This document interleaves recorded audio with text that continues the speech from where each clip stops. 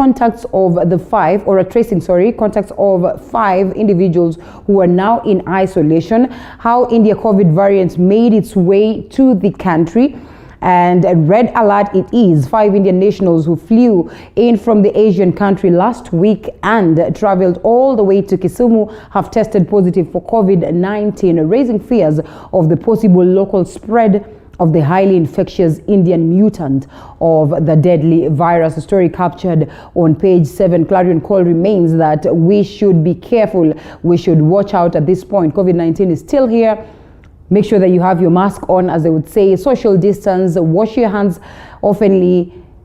If you're able to access the vaccine, then proceed and get vaccinated. So this is a conversation that is on, has raised a lot of fear, and therefore there is that call that we all are careful. Even as I have said, the contract tracing process is on.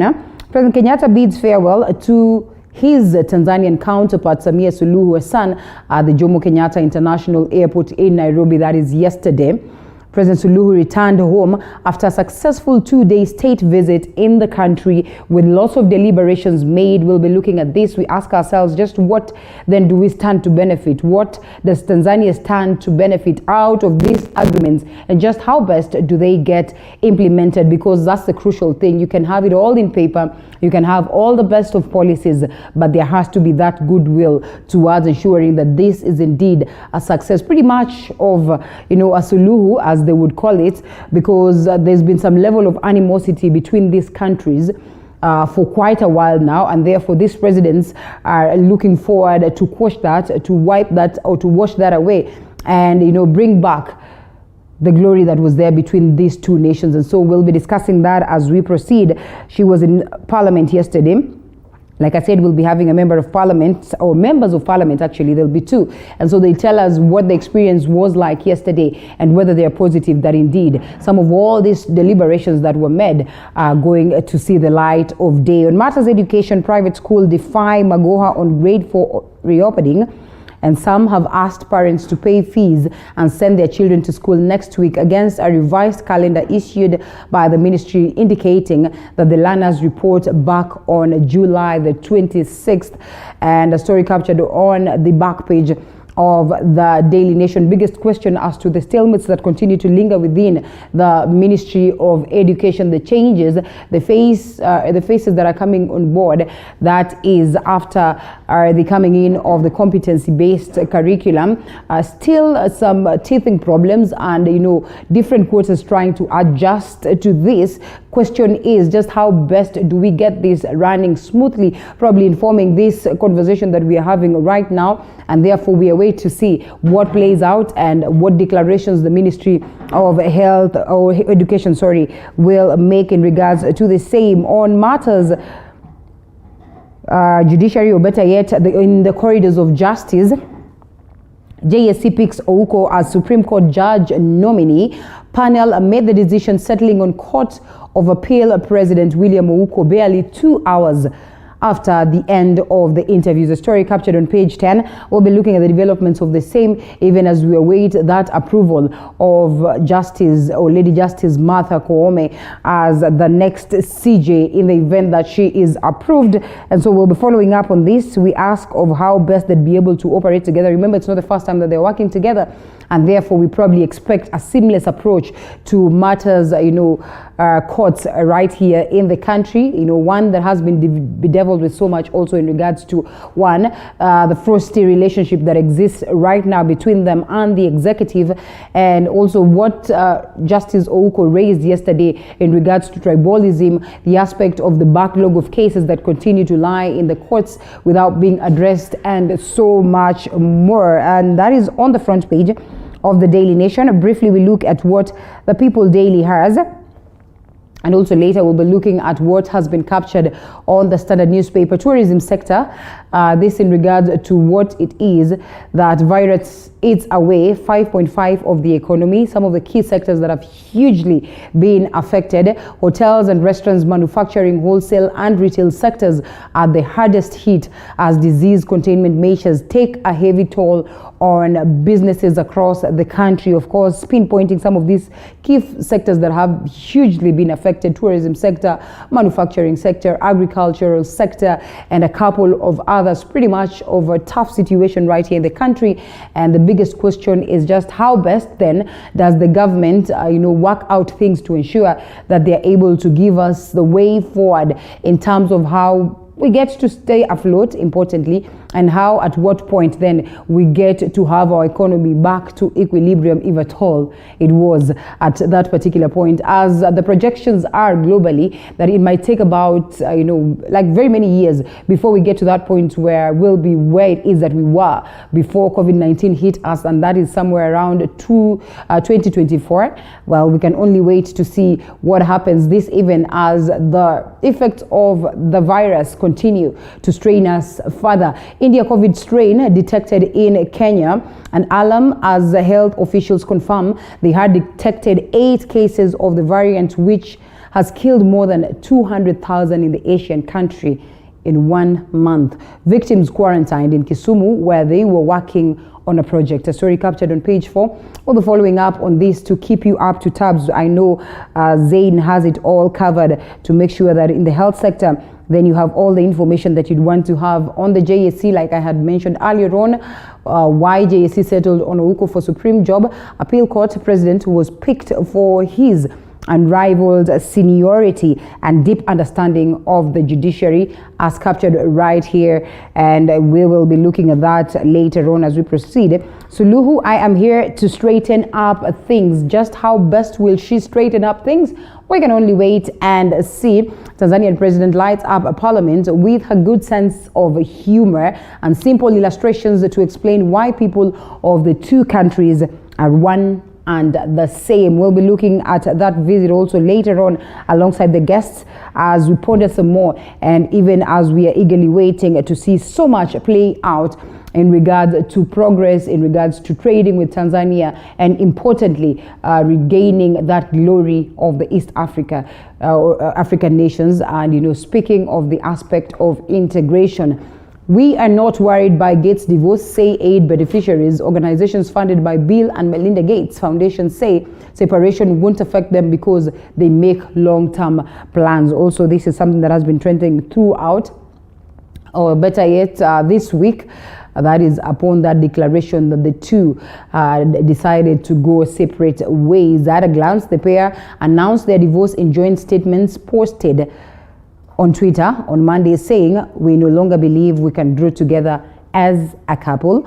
And the couple ran the Bill and Melinda Gates Foundation, which has spent billions on charitable causes around the world. Actually, they're still running that. And so, like you have heard them say, there is no cause for alarm, because after all, the plans that were set for these organizations are plans that are long-term, and therefore their decision as to would not alter the processes or the policies or the agreements that they have all had. Limuru Member of Parliament to head a House security team, and that is Limuru Member of Parliament Mwathi, was yesterday elected unopposed to chair the powerful National Security and Administration Committee, replacing the late Kiambaa lawmaker Paul Koinange. This even as Jubilee itself has declared the days of nominations, as we await to see what then plays out during the by-elections as they seek to get another Member of Parliament or individual who will represent them. That is more like it on the papers.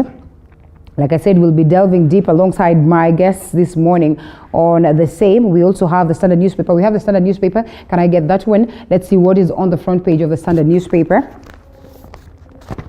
Puzzle of SMS tweet that sank Raila Ali. Details emerge on the behind-the-scenes maneuvers and power play that led to the removal of a reared Member of Parliament, that is Otiende Amolo, from the powerful House and Legal Affairs Committee by Raila's ODM party, even as the political undercurrents threaten to split the party further. Story captured on the front page and expounded hugely on page 8. We'll be looking at that as we proceed with the broadcast. Of course, the coming in of Mama Samia Suluhu Hassan, President of Tanzania. Justice Ouko picked for Supreme Court judge.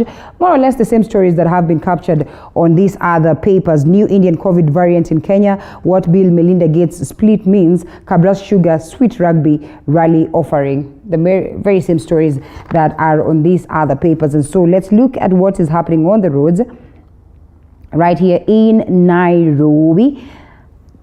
Mombasa Road, here we are. Tenets of traffic somewhere around there. Let's see when we go down how it looks like. Here we are at Mombasa Road from Imara Daima. Yes, there is traffic around Imara Daima that is quite heavy after you get to connect from this side of the airport road, and there's some roadworks ongoing right here. So you can tell there's traffic here around Imara Daima, but then it eases up. And then it gets to this point where it is flowing. It doesn't look all rosy on Mombasa Road this morning. So if you're taking that direction, you definitely need to step out as early as now to beat traffic or to at least arrive to your destination on time. Southern bypass, as you get to connect to Mombasa Road, some tenets of traffic somewhere around there, but then again it is flowing as you can see, so no cause for alarm as you can tell there. On the other side, the southern bypass is not looking so bad.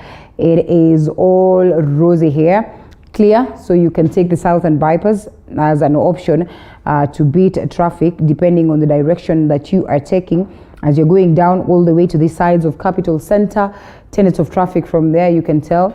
But well, at least flowing both sides to and from Mombasa Road, and going down all the way to the likes of Lusaka and Bunyala, where you get to this roundabout. As you connect to Lusaka Road, it's pretty much of an ease. On this other side, yes, Langata Road, there could be roadworks here that have been there for quite a while now. But as you connect to Mbagathi Way and on this other side, it is evidently not looking so bad on Langata Road. So this is Langata Road, and you connect to the southern bypass. Langata Road is all rosy these days. I just don't understand what changed, which is a good thing anyway, because most of the time you'd find so much traffic along Langata Road. And Mbagathi Way on this other side is also not bad. And as you can tell, as you go down all the way, some tenets of traffic around Bunyala, but then again, it eases up as you get into the city, find your ways into the, CBD, that is Uhuru Park, and getting in, not so bad. But on this other side, Ngong Road is not looking as bad after you get to connect from Mbagathi Way. And here we are, Ngong Road is not so bad as you can tell. The places where there's some tenets of traffic, it is moving. It's not as ugly as you'd want to get worried about. Somewhere around here you can see, but the flow is there. Ring Road on the other side is up here. It does not looking. It does not look that bad, or it's not looking that bad. Sometimes you can get some tongue twist of moments when you're speaking lots of English and you're speaking to yourself. I'm actually not speaking to yourself, speaking to you. Kikambala Road, not looking so bad, although Tok on this other side. James Gishuru is also not so bad this morning. And on the other side, as you get to connect to Waiyaki Way, roadwork still ongoing, tenets of traffic, but it is flowing as you get yourself to this place where you connect to the James Gishuru around the ABC place.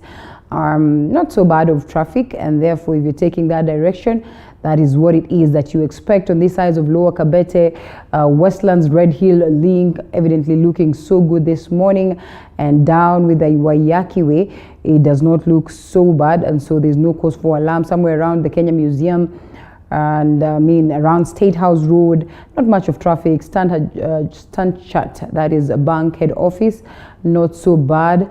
And where we are around Parklands Road, Ujiji Road, also not looking so bad. As you can tell, it's pretty much of an ease. Limuru Road is not bad this morning.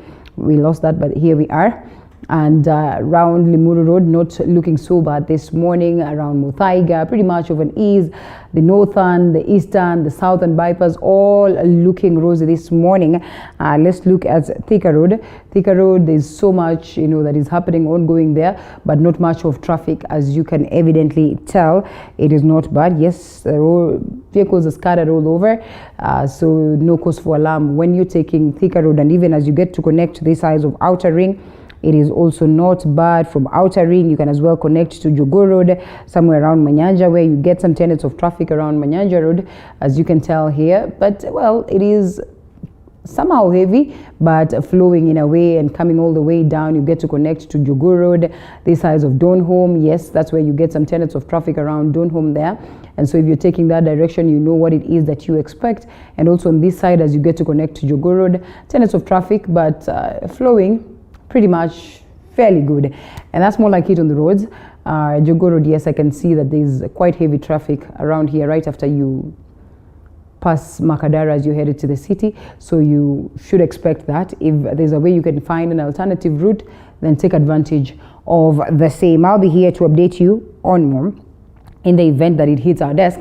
But let's take a look at what it is that we also have prepared in our own capacity. And bandits suspected to have come from Tiati raided a village in Kapedo at the border of Turkana and Baringo counties and made away with an unknown number of livestock that is should have been Tuesday night, and residents of the area fled to a nearby GSU camp. The Rift Valley Regional Commissioner or County Commissioner had a closed-door meeting with security agencies in an effort to try find a lasting solution to the increasing banditry attacks in the area.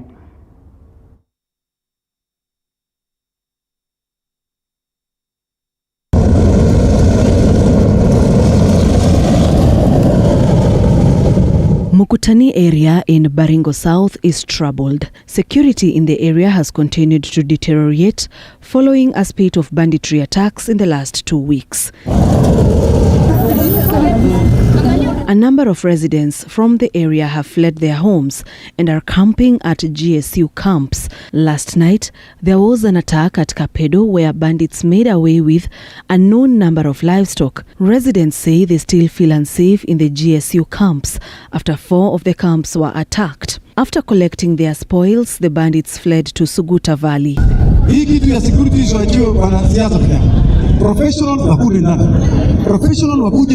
In the last 1 week, Baringo South residents have had to deal with banditry attacks. A police officer was killed last week. Now, a team from Kenya Red Cross has arrived in the area to offer basics such as food, medicine, water to residents camping in the GSU camps. Hakuna mtu anaishi kwake mpaka saa hii, lakini mashambulizi yanaendelea mchana na usiku.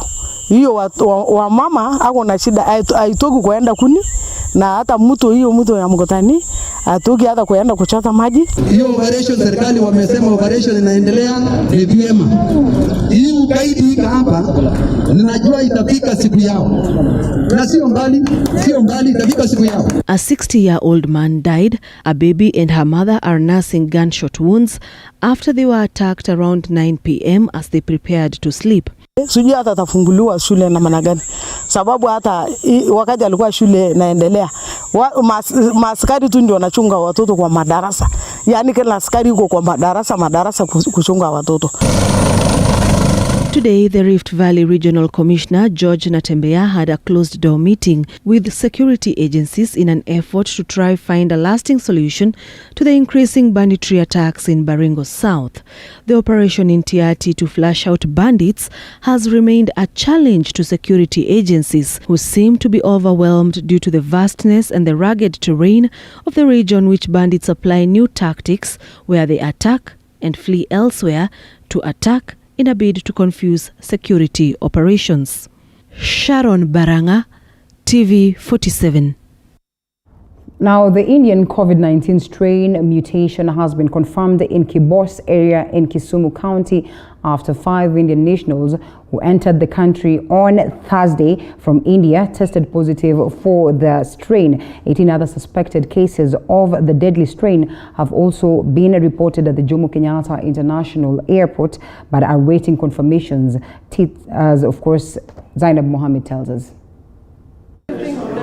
Barely weeks after neighboring Uganda reported the presence of the Indian COVID-19 strain in their country, and scientists here in Kenya warned that the confirmation of the strain, the Ministry of Health has now confirmed that the strain has been picked in the western parts of Kenya, specifically Kibos area in Kisumu County. According to the ministry, 5 Indian nationals working in a fertilizer plant in Kibos area tested positive for the strain after entering the country on Thursday last week. So we've picked this in a sample of Indian travelers who are doing some work in western part of Kisumu. We have gone ahead together with the Kisumu County health team to do contact tracing and essentially ring fence that area, especially for local transmission from these initial primary contacts. The ministry further says another 18 suspected cases of the highly contagious and deadly strain have also been reported at the Jomo Kenyatta International Airport. The individuals are awaiting further tests. We conducted those tests on almost 3 plane loads or so arriving from India. And I think having done those tests, we found around 18 or so that turned out to be positive with the antigen test. We have taken those tests further now to confirm through PCR testing whether they are tests, whether they are indeed positive. And we have also taken those samples for sequencing to our Kemri Wellcome Trust facility in Kilifi so that we can determine whether this variant from India is present among those samples. With respect to those who turned positive, the protocols and procedures are that they are isolated, quarantined for the required period of time. The highly transmissible double mutant Indian strain is highly feared and one that could cause a total havoc to the country's health system should there be a widespread community transmission. The variant has already overrun the medical facilities in India, with COVID-19 patients waiting in the streets due to lack of space in the health facilities. The situation is similar in the crematoriums, where the fires have been burning for days on end. The formal crematoriums could not hold, and makeshift ones are erected in their numbers. The number of new infections in India has been in excess of 300,000 every day for the past 2 weeks. India's coronavirus deaths rose by a record 3,780 during the last 24 hours. Meanwhile, the country has today recorded a total of 489 new COVID-19 cases, 552 recoveries, and 20 new COVID-19 related deaths. Zainab Mohammed, TV47. Away from that, in her second day in the country on Wednesday, Tanzania President Samia Suluhu Hassan and her Kenyan counterpart, President Uhuru Kenyatta, met business people from both countries in a forum convened to strengthen bilateral trade between Kenya and Tanzania. In the forum, stakeholders outlined a myriad of barriers that have for years riddled the smooth flow of trade between both countries. But as David Mudhoka reports, Presidents Suluhu and Kenyatta have now announced plans to hit the reset button and take charge in mending the broken ties.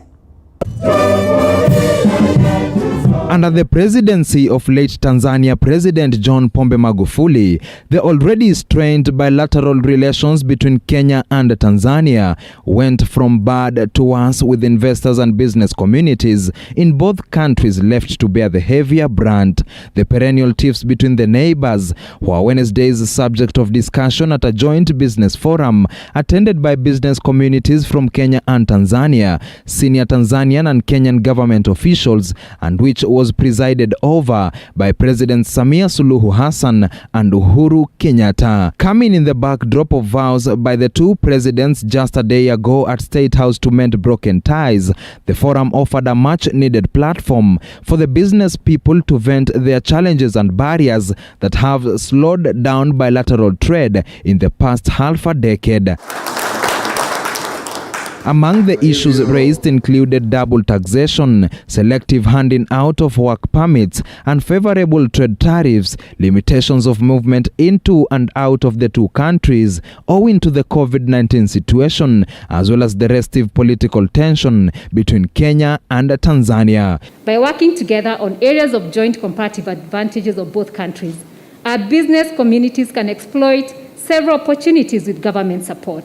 Jana kama mwenzangu amesema, nyote wawili mliagiza mawaziri wenu wa biashara kufanya kazi kwa bidii kushughulikia changamoto zinazoathiri mtiririko mzuri wa biashara. And if these statements by President Suluhu and Kenyatta are anything to go by, a new dawn beckons for business people and investors in both countries. Lakini mimi ningependa nistaje mawili ambaye itatendeka, na hiyo nataka itendeke wiki hii na wiki ijayo. Ni mawaziri ambao wanahusika, mwende mutatue ile jam ambaye iko kule Taveta Holili, ambaye iko pale Namanga. The changes in trade policies come at a time when both Kenya and Tanzania have rolled out joint infrastructure projects that will enhance relations between them. Among the projects is a gas pipeline project from Dar es Salaam to Mombasa, as well as the construction of a major highway that will link Malindi and Bagamoyo, Tanzania, through Lungalunga. Wawekezaji wa Tanzania, mjue ya kwamba muko na uhuru wa kulete na kufanya biashara zenu hapa bila kuitishwa business visa, bila kuitishwa work permit. Nchi zetu mbili, upande mmoja kuna uhuru wa kufanya biashara na upande mwingine kuna suluhu ya kuondosha vikwazo vya biashara. Kwa hiyo sasa mshindwe nyinyi. Having jetted out Wednesday evening, President Suluhu leaves with a metaphorical grin on her face, having achieved a mission that seemed a mountain too steep to climb when her airplane touched down at the JKIA on Tuesday. David Mudhoka, TV47. Wawili baada ya hotuba hizo nzuri. Still on that, Tanzania's President Samia Suluhu has reiterated that Kenya's ties with Tanzania cannot be broken, addressing a joint sitting of Parliament that is Wednesday afternoon. President Suluhu added that the two East African countries should not be in business competition but should be working together, as Elizabeth Mutuku reports. President Samia Suluhu Hassan has left the country this evening after addressing a joint sitting of Parliament. It's during the address that the 6th President of Tanzania emphasized on the long ties between the two African countries that says cannot be broken. Ni nchi ya Kenya pekee ndio ambayo tuna jamii nyingi au nyingi zaidi zilizopo katika pande mbili za nchi zetu. Kwenye ukumbi huu wa bunge, nadhani ndani hapa kuna wakina Otieno, kuna wakina Boke, kuna wakina Namelok kama ilivyo Tanzania. Lakini pia kuna wakina Kilonzo na wakina Kioko kama ilivyo Tanzania.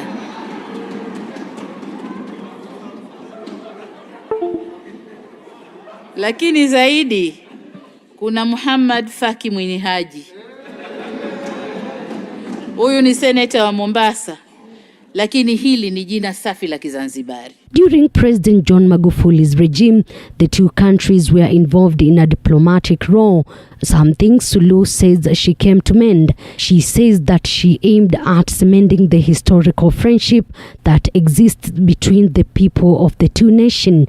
Waheshimiwa maseneta na wabunge, kama nilivyosema, hii ni ziara yangu ya kwanza rasmi nchini Kenya tangu kushika wadhifa wa urais wa Jamhuri ya Muungano wa Tanzania tarehe 19 Machi mwaka huu.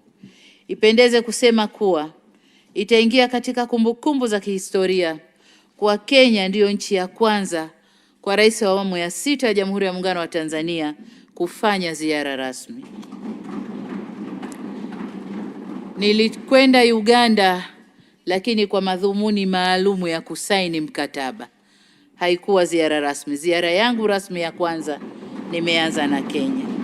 President Suluhu outlined reforms being undertaken by her administration to enhance ease of doing business and welcomed Kenyan private sector to invest in Tanzania. The two countries have signed a number of agreements that will improve their connectivity through new roads, aviation and maritime transport so as to hasten economic growth. She added that the two nations should collaborate in tourism sector, which is one of the main foreign earner for the two countries.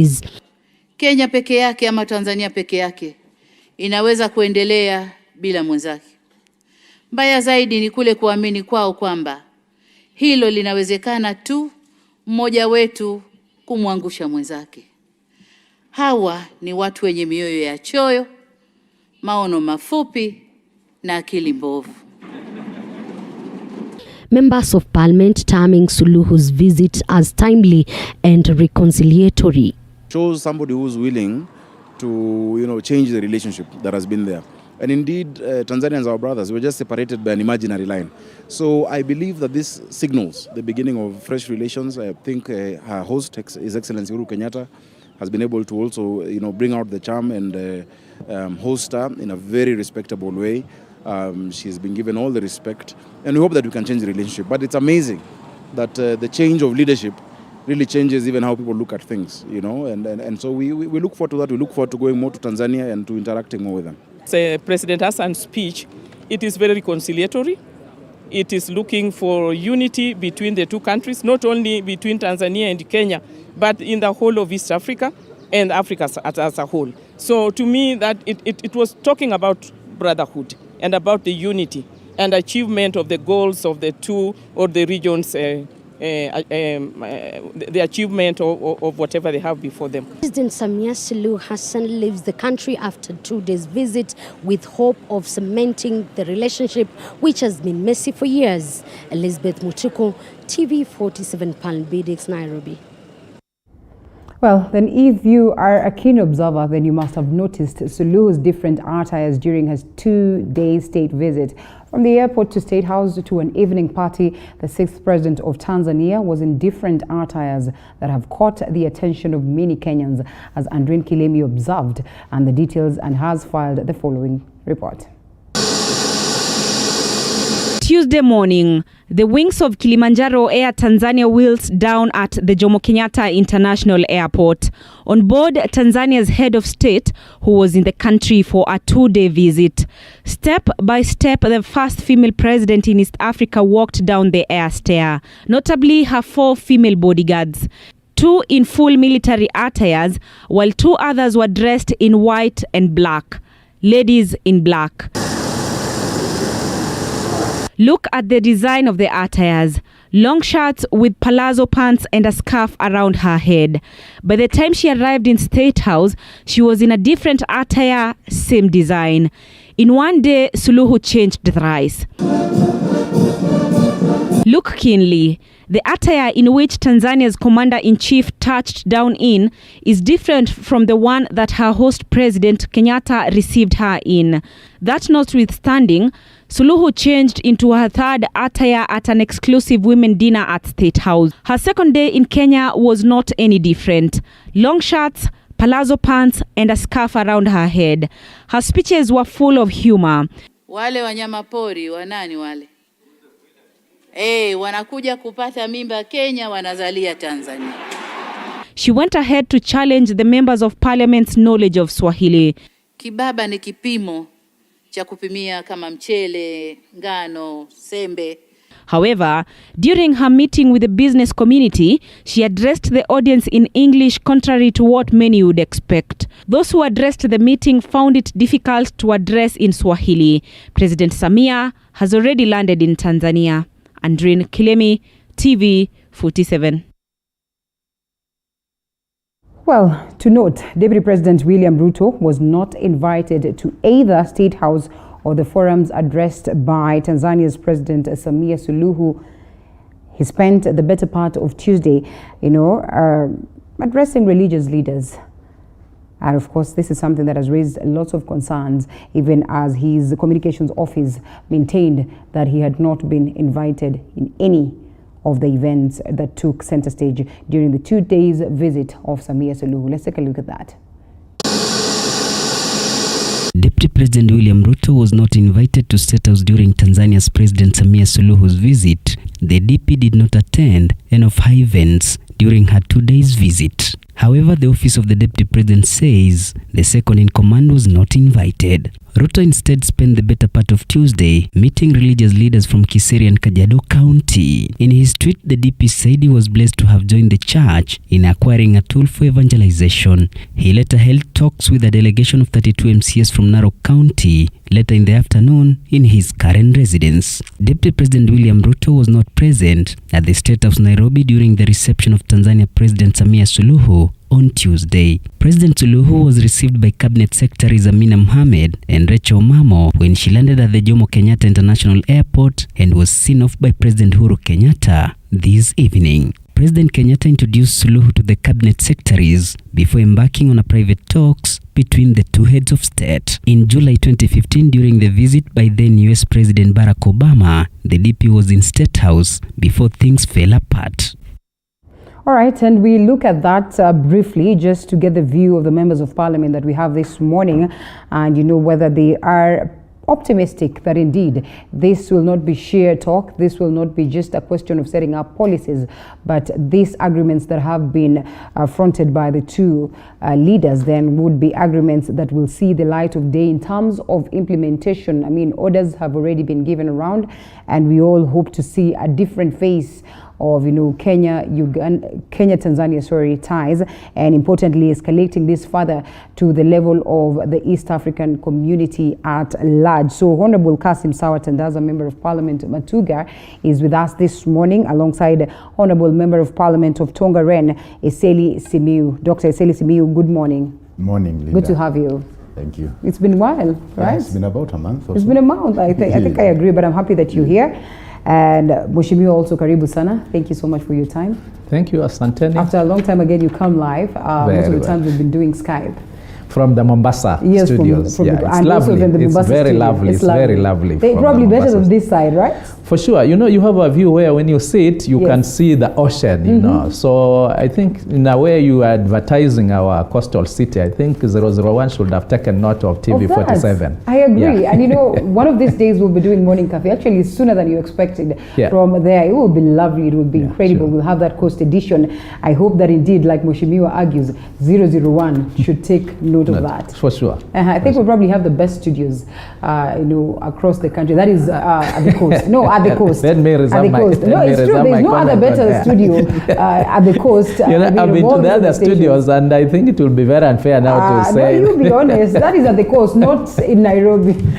You have a beautiful studio. Thank you, Mheshimiwa. Sure. Thank you so much for that. And I think on that very note, or that very story that we've touched on, that is in regards to Mama Samia Suluhu Hassan's visit, the president of Tanzania. Suluhu starts house with message of fresh start. Both of you were in attendance, I would want to believe. Yes, How was it like? What do you read out of this visit? Are you optimistic that we have so much to reap out of it? Okay, I would say I'm optimistic, but some of the major lessons we learned from that, her address was entirely in Swahili. Yes. And that was a very, what I would call a refreshing encounter. Moment. So you have to sit down and call yourself for a meeting. See, even our Speaker of the Senate fumbled with Swahili. Yes, not that he doesn't speak Swahili, but somehow at that critical moment, you're intimidated. So the words just flew out. Yeah. But I think while we agreed that we put our standing orders in Swahili, we still have one stumbling block where we say that if you start speaking in English, you must continue in English until you finish your contribution. If you started in Swahili, you must continue in Swahili until you finish your contribution. I think that does not help us much. Right. When I listen to the Tanzanian parliament, they actually interchange them, English and Swahili. Yes. And I think we might need to do away with that part, so that people can interchange Swahili and English until people get used to addressing in Swahili. Okay. Because definitely we all know Swahili. We don't. I don't think there's any parliamentarian who doesn't know Swahili. In fact, in the olden days, one of the things you had to go through before you went for an elective position was you had to know English or Swahili. Yes. Or both. Yes. That was the only thing the electoral body wanted you to do. So I think we need to relook at that, because a local language such as Swahili brings a lot of togetherness. Yes. Because it's not a foreign language; it's an indigenous language. So you find that can bring a lot of unity in us. Then the other part was that I think for the women in politics, they should have learnt a lesson. Because most women in politics in Kenya want to be as aggressive as the men in politics, which is not useful. They should just be the women that they are. And you heard Rais Suluhu's address. She was being, actually that's what I expect a leader, a woman leader, to be like that, to speak like that. Because she's not speaking necessarily to your brain alone, she's also speaking to your heart at the same time. And that's one thing women are gifted with, and they should know that. So I think our Kenyan women in politics should borrow a leaf from Samia Suluhu. They were so excited yesterday. Yeah, they were excited, but I hope they were learning something. I hope so because they don't have to be abrasive. They don't have to, because they should try and prove a point. They should not copy the ill manners of men. Because for us, men being abrasive is our nature in politics. But for the women, they should be themselves. And Rais Samia Suluhu showed it. And she, even her speech, actually she delivered a very powerful message to Kenyans vis-a-vis relationship with Tanzania and what needs to be done for us in parliament to start making, because the businessmen are ahead of us. They are already doing business with Tanzania with no legal framework for them. So she challenged the parliaments of Kenya and Tanzania to come up with laws to enable these businessmen to do their business. That was a very powerful message. That's true. And I think we should not lose the powerful message from the way it was delivered. But I think the way it was delivered was also very fantastic. It's a good lesson to all of us politicians that perhaps trying to be abrasive, trying to be the what do I call one-man upmanship is not of any use. I think it was a real lesson in how to deliver a message. And you know, she's comfortable with herself. She's comfortable with her gender, and she doesn't want to appear abrasive that because she's the top dog in the United Republic of Tanzania. No, she doesn't have to be. And I think our women politicians must have learned a lesson from her. That's true. All right, Honorable Tandaza, her words. You coming from quite a heavy, speaking Swahili region or Swahili speaking region. I'm sure you must have been, wowed by how she presented her, articulated her issues, not just in parliament, but across. During this moment when she met the business people, she winded up by saying, you know what, now you have Uhuru, we have Suluhu. So Suluhu, ampata Suluhu ya Uhuru wa kufanya biashara. And she winds up by equally saying, tumeanza sisi, basi mshindwe nyinyi. She speaks hugely of how fond she is towards making sure that Tanzania and Kenya are working together again, as it has always been. Thank you, Linda, and our viewers. I was wishing that you'll give me this opening remarks in Kiswahili. All right. Please do. Okay. You are at liberty. Thank you. This is not parliament. Sasa, Linda, kwanza wacha nianzie, mwanzo ni mshukuru sana na kumpongeza Mama Samia Suluhu kwa hatua aliyoichukua na alivyomalizia kwamba hii ni ziara yake ya kwanza kabisa kutoka kuchukua hatamu ya uongozi kutoka nchi za nje kirasmi. Yeye mwenyewe alisema kwamba alienda jirani pale kidharura kutia kidole mkataba, lakini kwetu Kenya ndio ziara yake ya kwanza kirasmi. Kwa hivyo tumpongeze, na mimi kwa bahati nzuri nakaa katika ile kamati ya uwiano kwa kizungu inaitwa Regional Integration ambayo ina mataifa 6. Na kufikia hapa tumekubaliana kwamba lugha rasmi katika hizi nchi 6 ni Kiswahili. Mheshimiwa Dr. Eseli kama aliwahi kwenda Burundi mwaka juzi wakati ule, nilishangaa kwamba wao wanazungumza Kifaransa, si tunazungumza Kizungu, lakini Kiswahili ndio tunaweza kuzungumza na wao. Kwa hivyo ulikuwa unaenda dukani unazungumza Kiswahili, sio sanifu kama vile pengine sisi wengine tumezoea, lakini hiyo ndio iliyokuwa lugha ambayo tunaweza kuelewana nao. Na imekubalika katika mkataba hiyo kwamba Sudan watajifundisha Kiswahili kwa sababu ndio lugha rasmi katika hizi nchi 6, hali kadhalika na Rwanda na Uganda ambao walitangulia kidogo, na wa Kenya na wa Tanzania. Usisahau kwamba kuna ule msemo ambao alikuwa anasema kwamba Kiswahili kilizaliwa Tanzania, kikaja kikakuwa Kenya, kisha kilipofika Uganda kikafariki. Huko kwingine wakabeba mzoga tu Rwanda na Burundi. Lakini kwa hivi sasa wako katika hizo hatamu ya kuona kwamba pia wao sasa wanaofufua na kwenda kwa hii lugha. Kwa hivyo ilikuwa ni jambo la kufurahisha. Usisahau kwamba hata mimi nikiwa hapa kama mbunge wa Matuga, nafikiri wengi hawajui kwamba jamii yangu tuko wengi Tanzania kuliko tulivyoko Kenya.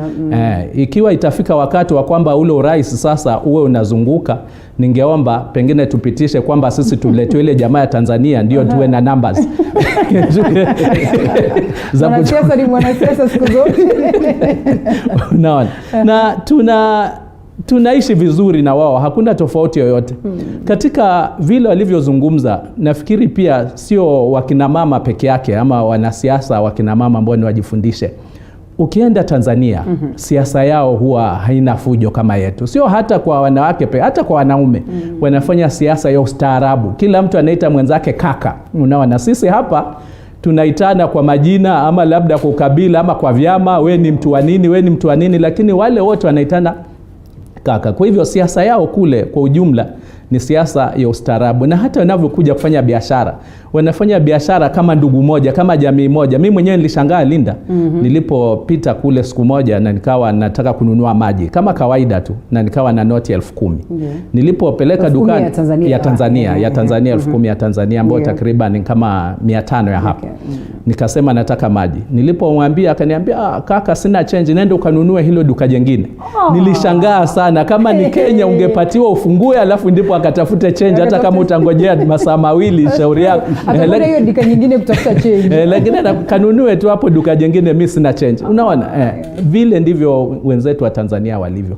Kwa hivyo mimi kwangu ni furaha zile hatua ambazo wamezichukua, kwamba angetaka tufanye kazi kwa urahisi kabisa. Tusisahau kwamba katika ile mikataba ambayo iko tayari, kwa sababu nimetanguliza kwamba nakaa katika hii kamati ya uwiano, ni kwamba tumechelewa. Tulikuwa tuwe na sarafu moja, monetary union, kitambo hizo tarehe zimepita. Baadaye tuweze kuwa na kisiasa, tuwe na siasa moja. Unaona, tuwe na rais mmoja katika haya mataifa 6 sasa. Hiyo ndio imechelewa zaidi. Lakini pia kuna zile vizingiti ambazo tulikuwa pia kwa kufikia sasa zimekuwa pia zimepitiliwa, kwamba tuwe na usafirishaji wa bidhaa na watu bila vizuizi vyovyote. Hii pia iko katika mikataba, lakini kwa bahati mbaya ni vitu ambavyo havifuatiliwi na havitendeki. Lakini ikiwa rais wetu Uhuru na Suluhu wameshikana, Uhuru na Suluhu wameshikana kama vile alivyozungumza, basi nina imani ile mikataba ambayo iko tayari iweze kufanywa kazi, na hakika tutafanya biashara. Tumezungumza sisi katika kamati kwamba kama alivyozungumza, haina haja tushindane katika kueneza nchi. Kila nchi huwa ina kitu chake ambacho wanaweza kukifanya vizuri zaidi. Kwa hivyo ikiwa wenzetu kwa mfano wa Tanzania wana uwezo wa kulima mahindi zaidi, sisi hatuna haja na sisi tulime mahindi. Tungesema sasa, kwa sababu wao wana uwezo wa kulima mahindi, sisi labda wetu ni maparachichi, basi sisi tulime maparachichi, wao walime mahindi. Yao itakuwa rahisi kwa sababu atailima kwa wingi, maparachichi yetu yatakuwa rahisi. Sasa tutakuwa tunafanya biashara na wananchi ndio ambayo wamelengwa na watakuwa wanaweza kunufaika zaidi.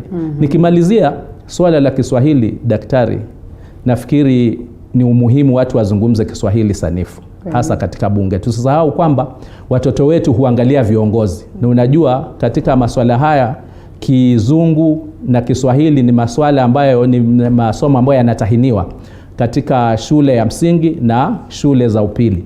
Sasa sisi tukisema tutazungumza vile holela tuchanganye Kiswahili, Kizungu, kilugha ya nyumbani, Kisheng, manake tutafika sasa tuseme hata Sheng, bora tu tunaelewana, wacha tuendelee. Sioni kama hiyo ni njia mwafaka. Kwa hivyo mimi ningeona wale ambao wana matatizo kidogo na Kiswahili wachukue muda wajifundishe. Dr. Eseli, tafadhali naweza kusaidia na kamusi ya Kiswahili sanifu na wengineo ili tutoe mfano mzuri. Na navyojua kwamba katika maombi yako ya Kizungu na Kiswahili ya bunge zile wanazozungumzia standing orders, zile kanuni za bunge pia zimeweza kutafsiriwa kwa Kiswahili. Kwa hivyo ni sisi, na tusiwe na dhana, kwa sababu kuna dhana moja kwamba ukizungumza Kizungu basi wewe ndio msomi zaidi ama wewe ndio labda ndio unaelewa zaidi mambo. Hii dhana hii haipo. Nafikiri nilikuwa kwa mjadala mwingine watu wakisema Watanzania wametatizika, utafundishaje kemia na Kiswahili, utafundishaje fizikia na Kiswahili? Hii ni si ukweli, kwa sababu ukifika kule, na Wakenya wengi tunajua kwamba hufuata matibabu kule, madaktari ni wale wale wanatibu na wamesomea kemia na fizikia na masomo mengine kwa Kiswahili na wanatibu kisawasawa. Hakuna mahali ambapo anasemekana wewe umeshindwa kutibu kwa sababu hukusoma Kimongo. Kwa hivyo hii dhana, na pia watu hapa Kenya nafikiri pia wana hilo tatizo. Mara nyingi watu husema mtu wa pwani itakuwaje au azungumza Kizungu kizuri na yeye ni mtu wa pwani. Tafadhalini mjue kwamba wazungu walianzia pwani ndio wakaja bara. Kwa hivyo kama ni Kizungu sisi tunakijua zaidi kuliko nyinyi. Kilianzia kule, sio? Kwa hivyo zote mbili. Sasa nyinyi kwa nini mnachukulia sasa Kizungu ni chenu na ili hali mnajua kilikuja kuchelewa huko? Kwa hivyo mimi namalizia nikisema kwamba ni umuhimu nchi hizi mbili, na sio mbili peke yake, nchi zote 6 tuweze kufanya biashara. Katika usafiri wetu ni jambo ambalo linahuzunisha kwamba unapata tikiti ya ndege kutoka hapa kwenda Moshi pale Mlima Kenya kiwanja cha ndege, ama kwenda Dar es Salaam ni ghali kuliko kwenda Dubai. Hili ni jambo la kuhuzunisha. Kwa hivyo sio tu katika hizi biashara ndogo ndogo, lakini hata ikifika, manake usafiri ni katika nyenzo moja ya kusuluhisha biashara. Ukichukua ndege saa hizi useme unaenda Rwanda, heri uende Dubai. Unaona, na ni sisi katika nchi ambayo tunasema tunataka tufanye biashara huru, turahisishe biashara, tujiendeleze. Kwa hivyo hiyo ni baadhi ya masuala ambayo nafikiri Suluhu na Uhuru waiangazie na kusuluhisha. Nakwenda Afrika kwa jumla, kwa sababu pia South Africa tumeona au Afrika Kusini tumeona kwamba wanajaribu kufanya Kiswahili liwe somo pale. Kwa hiyo inamaanisha kwa hivyo daktari, tafadhali nitakusaidia na tutaendelea na Kiswahili au tutaendelea na Kiingereza. Nafikiri nimemsikia akizungumza Kiswahili. Pia Kiswahili chake sio kibaya, ila wakati mwingine atatatizika kiukweli. Na mimi pia nitatatizika, kwa hiyo ninaomba basi turejee kwa Kiingereza. Ni sawa, Kizungu niko sawa. Si niliwaambia wazungu walianzia Mombasa? Ndio hivyo sasa, kwa hiyo wewe una tatizo. Hawakuja na ndege, walikuja na maji wazungu wale wa kwanza. That's true. And speaking of which, that tunasema kwamba the business community are steps ahead of parliament, steps ahead of very many sectors in terms of doing business. We saw how they organized themselves yesterday. We saw how they articulated the things that we probably should do. And I think it looks like they were set and ready for this visit of President Suluhu Hassan. Are we likely to really get something out of it? Are we likely to see progress in terms of, how the implementers are going to push for the same? Are we positive that this is something that is going to bring lots of gains? And even as we're positive about this, do we start instantly? Or because also there have been fears that have been raised in regards to how Tanzania has dealt with COVID-19 and the fact that we have COVID-19 and it's still here, and different strains. Will this hugely open up borders, and we get careless as we are also used to doing, and then we wash away the gains that we've made in terms of dealing with COVID-19? Dr. Ari? I think Her Excellency Suluhu was very clear that she has put together a team of experts to advise her on how to handle the COVID situation. So definitely Tanzania is starting to catch up about controlling the COVID pandemic. I think it's for us in Kenya to be very careful, because if you notice, the numbers in the counties are going up. The numbers in the counties of COVID infection are going up very rapidly. So we need to be very careful about that. And as for the relationship with Tanzania, once they put their regulations in place for control of COVID, then now it's up to us all to follow that, because one of them was that the delays at the borders when they're checking for COVID should be expedited so that people are checked for COVID much faster. In any case, if we are saying we want to integrate, that border becomes superfluous. As he said, part of his community, most of it is in Tanzania. Same thing if you come to the Ugandan border. Most of our people, actually the majority of our people, like if you take the Samias for example, majority of them are in Tanzania. But at one time, one of their worries was the vice president in Tanzania. Uganda? Yeah, in Uganda. You come to the Bukusu community. most of them are in Uganda. The Bagishu are a close relative, and most of them are in Uganda. So actually those borders, if we can be able to integrate East Africa, those borders will not matter so much. So even now, as we talk about controlling COVID, perhaps we might have to do it as a formality so that people are not restricted purely because of the COVID situation. Because right now we are worried about the fast spreading Indian variant, which has been detected in Kenya. And that's very, very worrisome, because that one seems to affect even people below 40 with very adverse results. So we need to be very careful, all of us, not just Tanzania and Kenya, but all of East Africa. Yeah. All right. And speaking of which, African integration at large, and how do we root out the big brother syndrome? Because it's something that has really bedeviled us, and there's been that feel that Kenya really wants to boast people around. Do you suppose we're getting to that point where they'll have confidence, that we are working together as the East African community? I think the ordinary businessman or the ordinary mwananchi does not have those problems. Okay. We've been having these problems from the top, and that is why I'm so excited and elated from what I witnessed yesterday or the day before with our president and the High Excellency, the President of the United Republic of Tanzania. So it is a question of the top, you see. Currently, as I say, I know currently as we sit, the trade balance between Kenya and Tanzania, it is in favor of Kenya, but they are catching up. This one is a fact, and the figures are there. The trade balance between Kenya and Uganda, it is in favor of Kenya, but they are also coming up, which is good. And that is why in our forums, when we meet with our counterparts, we've said exactly what Her Excellency reiterated, that we should not be competing. We should be complementing each other. And that way then we are likely to do a lot of business and actually uplift both GDPs, both economies.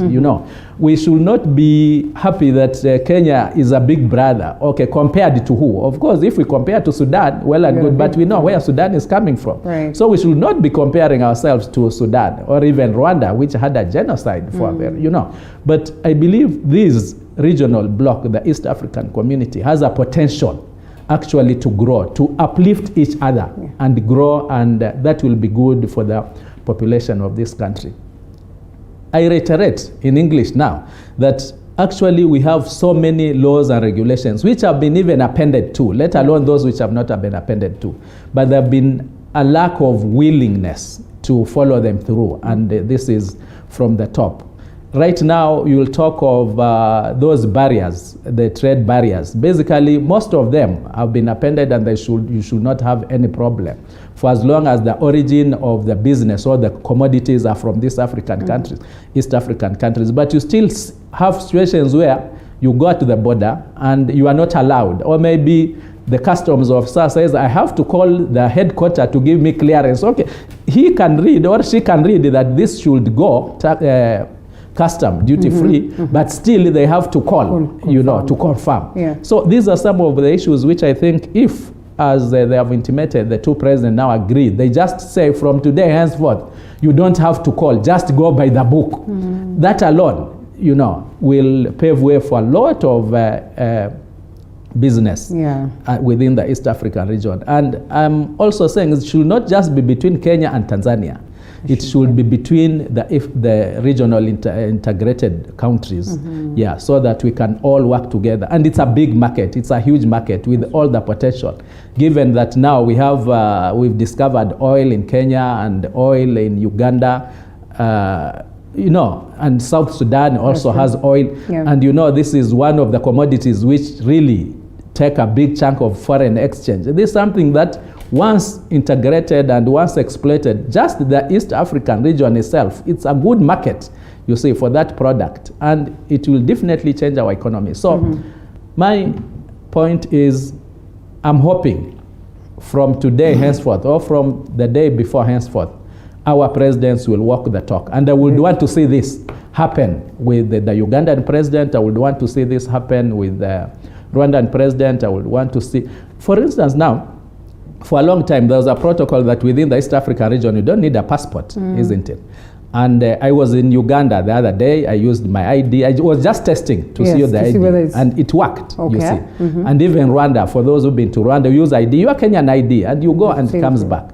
But now, when it comes to Tanzania, my neighbor, where the majority of my relatives are there, you need a passport or an e-passport. You can't use your ID to go to. So, and of course, on paper, it's not supposed to be like that. But somehow there are some instructions which are given later on, and those are the ones which I'm really stressing that I hope going forward, our presidents will actually walk the talk and say, for as long as we have signed on this, let it happen. Well, all the best to us. We are looking forward to seeing that sail through. On the papers, Justice Ouko picked for Supreme Court judge.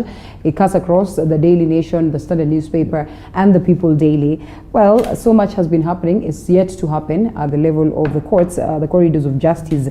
Probably have not had a chance to hear from you, gentlemen, on the pick of Justice Martha Koome, as we await to see whether, she is approved, and same applies to this one. This has been a process that has been quite, probably demanding, or so to speak, but the biggest thing is the task that lies ahead for the individuals that will be picked. Honorable Deseli Simiyu. I think the judiciary as a whole needs to be looked at very carefully, and I think His Excellency the President needs to relook at the issue of appointment of judges that are pending, so that if there is any problem there, he moves to sort of resolve it. Because even now, as Justice Martha Koome goes in as Chief Justice and Ouko goes in as Judge of the Supreme Court, it depletes the appeal court even further, because the appeal court is already depleted, and those two moving depletes it even further.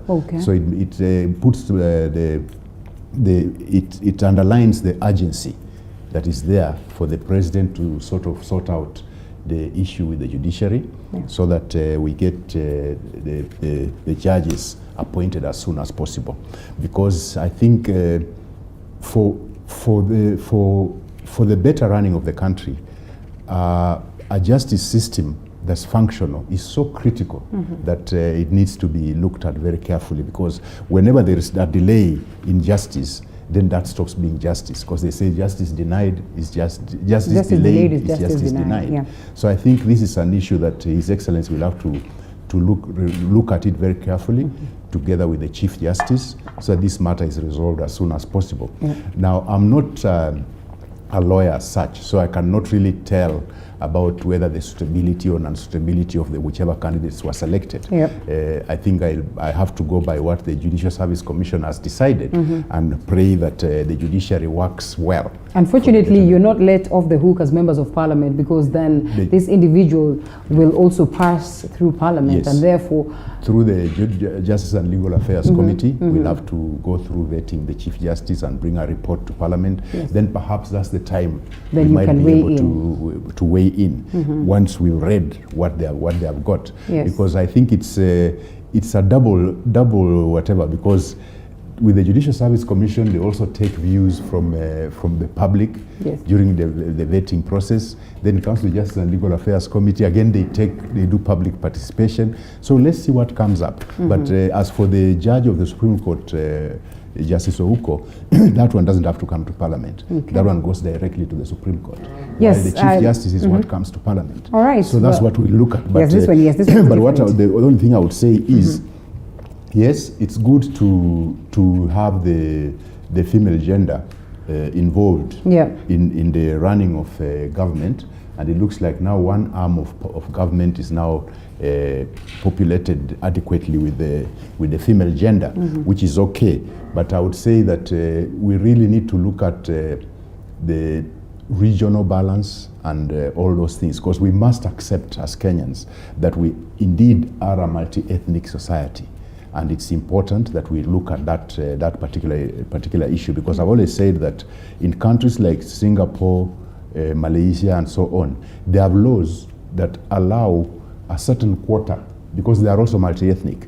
So they have laws that if this particular community holds this percentage of the population, then they should get this percentage of public service jobs. I think in Kenya we've been unable to handle our ethnicity very well. So it's, I think, time that we also came up with legislation similar to that of Singapore or Mauritius to ensure that all our communities are actually engaged in public service according to their numbers in Kenya, because we have failed to handle it. So we need to put legislation in place so that it can be followed. Because there's no point saying that this community has got this percentage in public service. Okay. But then when you go to look at that percentage, who are they?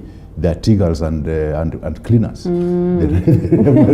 While at the top, it's a different scenario altogether. So this is something that the Public Service Commission needs to wake up to and start working properly. And all appointing authorities must really look at this matter properly, because as he said, people who think that speaking English therefore means you are superior to the others, that has to go out of the window quickly, so that we actually accommodate everybody. Because as matters stand in Kenya, for example, the side I come from, initially the colonialists said, put us in Uganda. Yes. In fact, most of the people who got educated from my side, neck of the woods, many of them went to King's Buddha College in Uganda.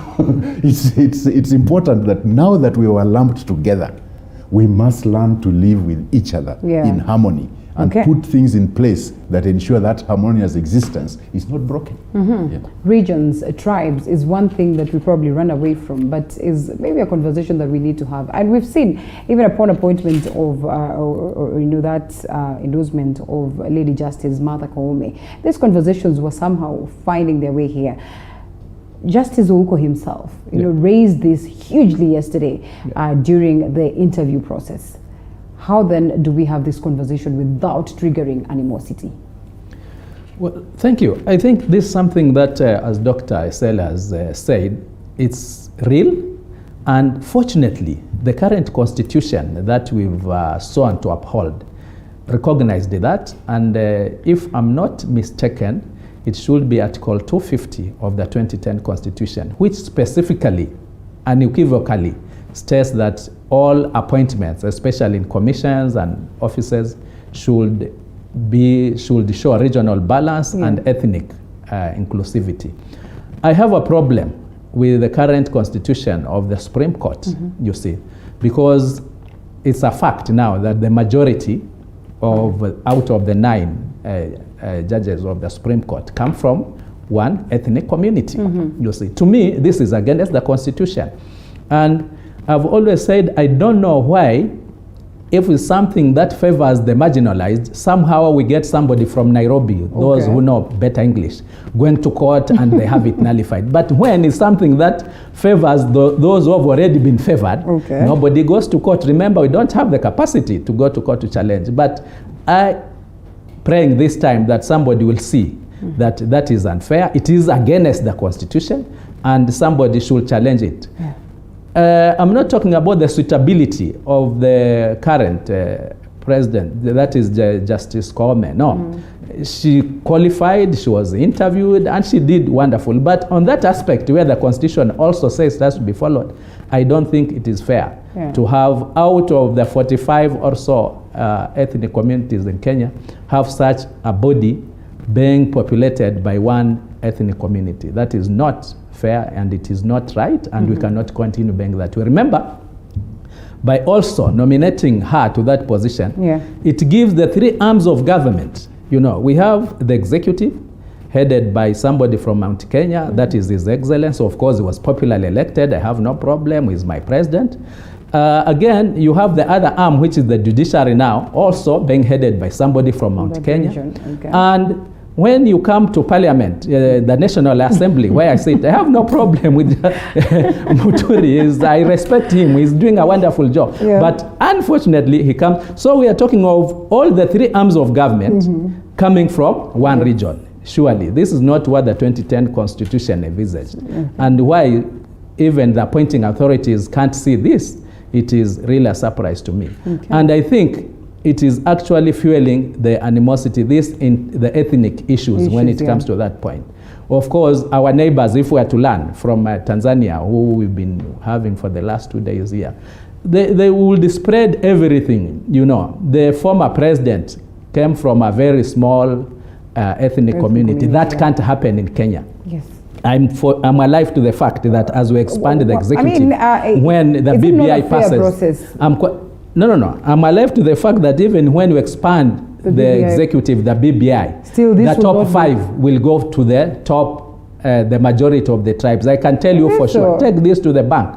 Come 2022, I'm quite sure. We'll be here, you know. I'll be here, thank God. That. God gives me strength to come here, but I can tell you, it will be a surprise if either the Deputy Prime Minister comes from Kwale or the Deputy President comes from, we have the Dorobos or the Chesapeake. Is it because we don't have strong and formidable individuals there, or what exactly? No, they are there, but you see now, when it comes to the numbers, even the way we vote based on our tribes. Okay. You see, so somebody will outrightly tell you, okay, Tandaza, I can see you, probably you are good debater, but tell me, if I'm to nominate you as a deputy president, how many votes are you going to bring?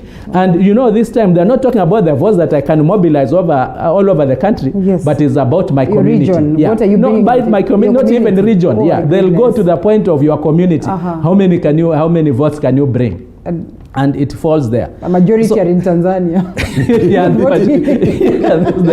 That's the problem that I have, you know. So to me, I think going forward, it is upon us Kenyans, you know, it is upon us Kenyans. One, with the top leadership to right the wrongs that have been there. Two, upon Kenyans also to accept ourselves as Kenyans, you see, not as the Luyas, not as the Digos, not as the Kambas and whatever. But the reality on the ground is currently that is where we are. It is unfortunate. And now that the reality is that one, can we also enforce Article 250 of the 2010 Constitution in terms of appointments? I agree with Dr. Eseli here that when the relevant commission comes out with a report, the Cohesion and Integration Commission comes out of the report, it spells out very well. But the question is, what next? Right. You see, it's like a report done to tell Kenyans, in fact, more or less incite Kenyans, and it's kept. So what is the purpose of actually showing us that in this ministry the majority are these ones, in this ministry the majority are these ones, and from there, no step is taken at all. So I'm not quite sure whether it's a question of legislation, which I think we should look at it as parliamentarians more closely. But with or without legislation, we need to have that will, that political will, that national will to make sure that we coexist as Kenyans. And there's so much advantage, there's so much gains if we decide to act as Kenyans, unlike where we're acting in terms of our ethnic aspirations and thinking that everybody has to have somebody there. And this started from independence. Unfortunately, our politics has been whoever is at the top, his community definitely benefits in terms of appointments, in terms of even resources.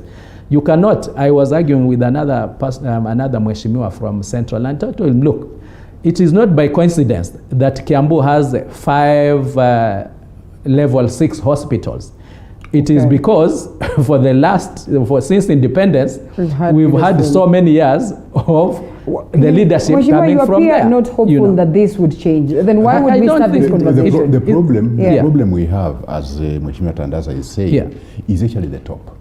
It's the leaders that are entrenching this negative ethnicity. So once the leaders are entrenching negative ethnicity, then the people down there will follow the course.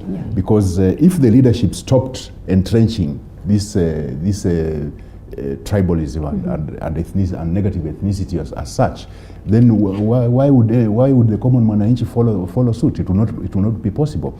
So I think we would say that if everything were equal, so that even you have people from smaller communities holding those powerful positions, then you'll find that the ethnicity starts going down.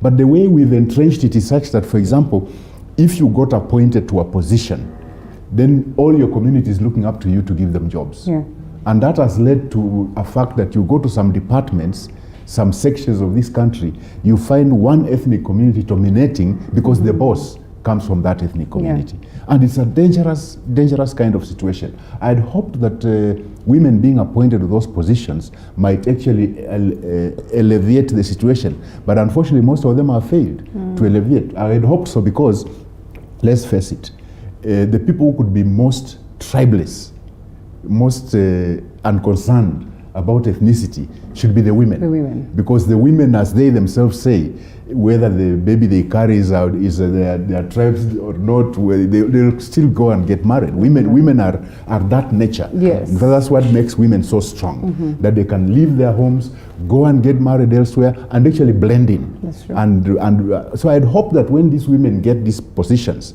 they'll be able to reduce this ethnicity. But this sultan is not going to come in a silver platter. Most of them have failed to do so.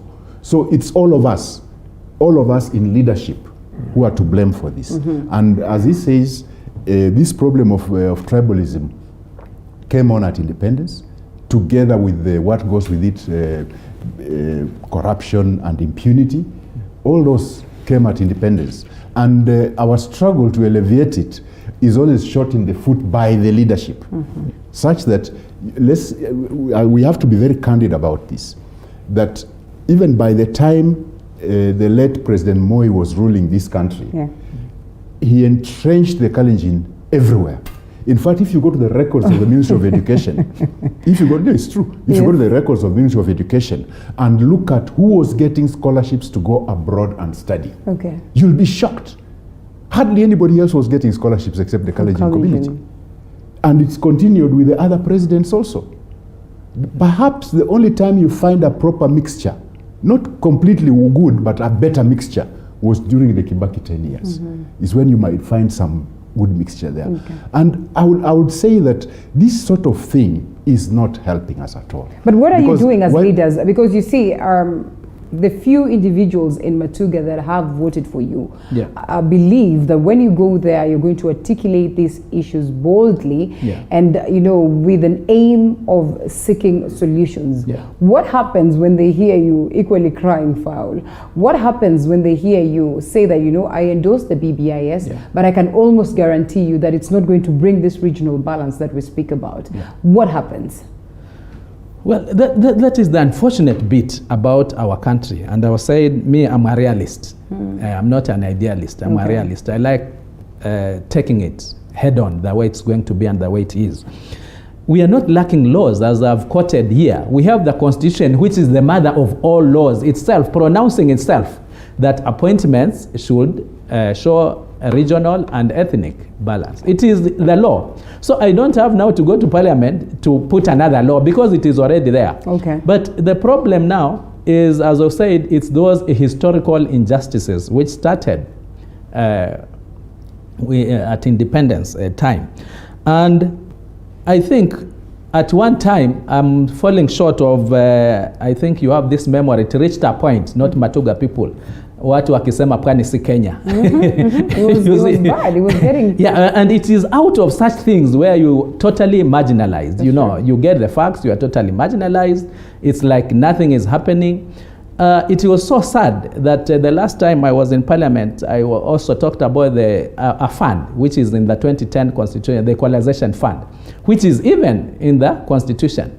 But the current government has basically refused to implement it. They are not releasing funds for the equalization. And we know very well there are people like us who have been marginalized all along. And until now, even when the laws are there, the marginalization continues. So I might not say that apart from enlightening them that this is what is in law, this is what I would want to put in law, but there is no will to implement. And now, when it comes to the will to implement, it is a problem. Probably now, coming to the 2022 general election, this is where some of us will come in and tell them, look, let's look for a presidential candidate who we think, at least given a chance, we think will be having the will to look at our problems afresh. Out of the bad, you can get a better one out of the bad. Because I don't think we are going to have a silver bullet or somebody here. But I think going towards 2022, I'll take that active role to tell my people, look, apart from all the goodies these people are promising us, but from where I sit, I know msitu ni ule ule, tumbili tu ndio tofauti. Lakini msitu ni ule ule. It is that moment of negotiation. You've seen the Mount Kenya region speaking on their behalf. You know, even the Tanga side, they say, you know, if we have to support you, then this is what we're getting for our region.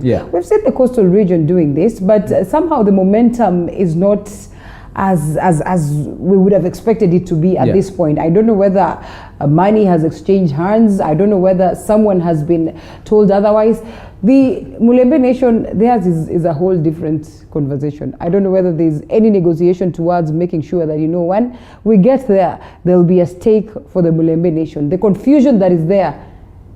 I think Coast and Western have more or less the same thing? Some similarities. Okay. Because remember, Coast has got the Mijikenda.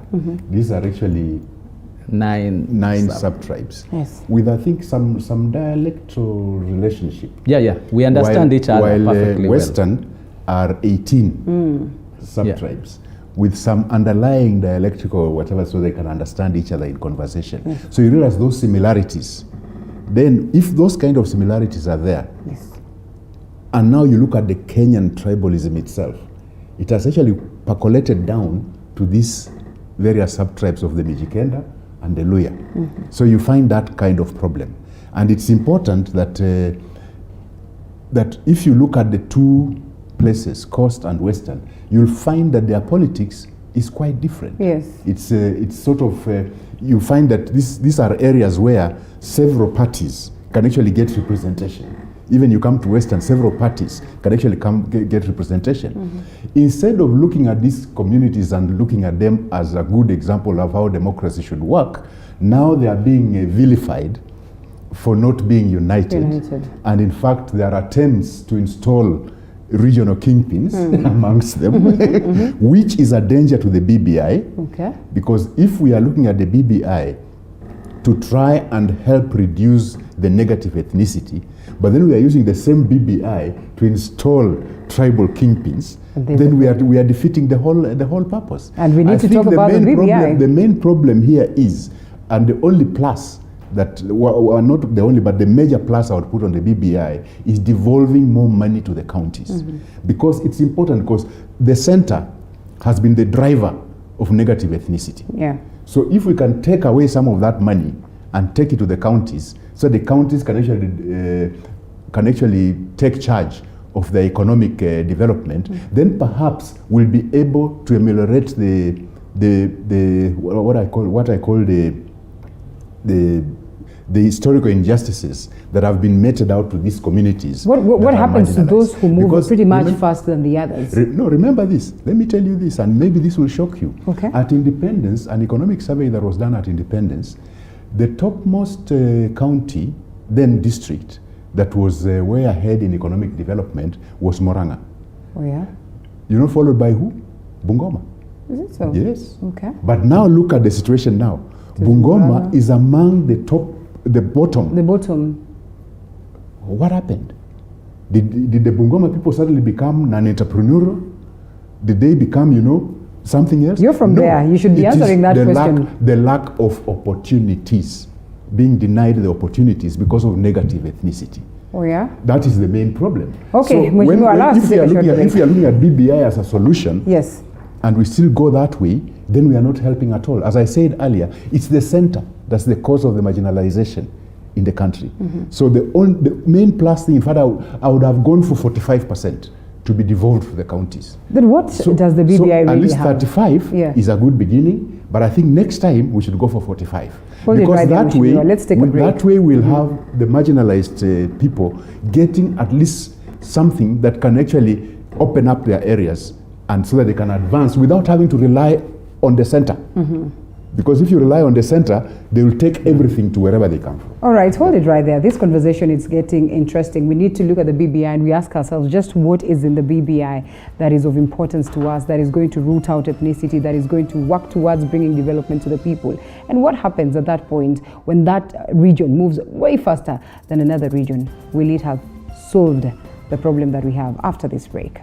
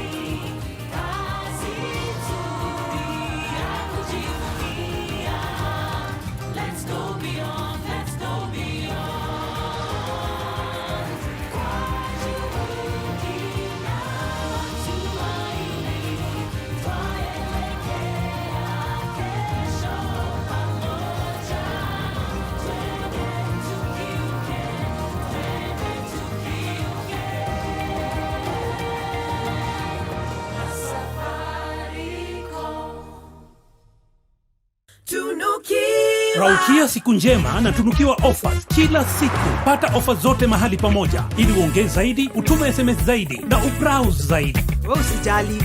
Tuma namba ya kila supplier kwa hiyo soko. Nitajua vile nitaongea na kila mmoja wao. Very good. Piga *444 hash utunukiwe Credo Double Sako. Raukia siku njema na tunukiwa offers kila siku. As the country gears up for possible BBI referendum and 2022 general elections. As the salvos enter too familiar territory, William Ruto will serve his 5 years term as the deputy president. Pundits Night is here to give you powerful, thought-provoking political commentaries. The mountain can produce a country. give Moses Kuria a chance to respond. Let me ask you this. Are you not taking advantage of first my situation? You talk about the people with the ultimate power. Kikuyus will vote for somebody from outside their community to be the next president of this country. We talk to the newsmakers, the opinion shapers, and the pundits. Fair enough. I believe that part so that I As we dissect everything you need to know to make an informed decision.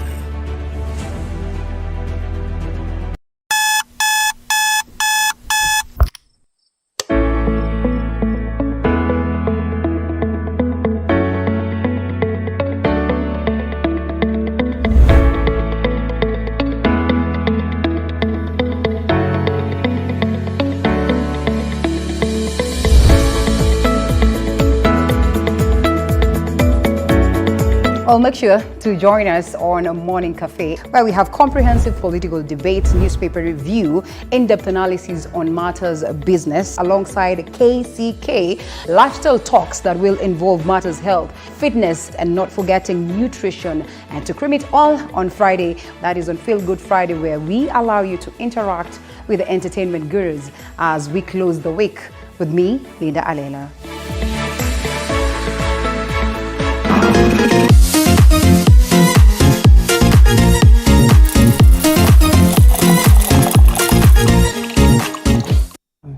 Welcome back to the broadcast. Still on the discussion, so much that is cropping up. We probably did not even go for a break because we're still, pondering on the same subject. And now we get to the BBI. And, we just relate it to the conversations that we've had prior in regards to how we root out tribalism, ethnicity that is deep-rooted in us. Of course, we've said that in as much as devolution is a good thing, corruption too was devolved. And so how do we get this off, as we want to see these resources getting down into the counties so that at least they can work towards making these different regions better for the sake of the people. Service to the people, service to the grassroots is one thing that we speak of, but we can only realize it if we work in unison towards, a better, or setting up better policies that will help us achieve this. Still with me, Matuga Member of Parliament, Honorable Kasim Tandaza Sawar. We also have Tongoren Member of Parliament, Dr. Iseli Simiu, as we ponder on that. And coming to you, Honorable Kasim, on the very same note that we left it at, and what has played out during times of independence, coming all the way down. Yeah. It has been a different affair, and we keep asking ourselves, what changed? Where did the rain start beating us? Can we recover what it is that was lost? It will take really concerted efforts to actually right the wrongs. Unfortunately, the wrongs are being perpetuated now when you should be taking steps to right those wrongs. I had initially said about the equalization fund. This was a step in righting those wrongs. But the system which is there, the people who matter, are not for that one. So it is there on paper, it's not happening. The sessional, at Independence, we had the sessional paper number 10 at Independence, which had clearly stipulated that for Kenya to take off, we need to have industries. And Thika was set as an industrial zone. Yeah.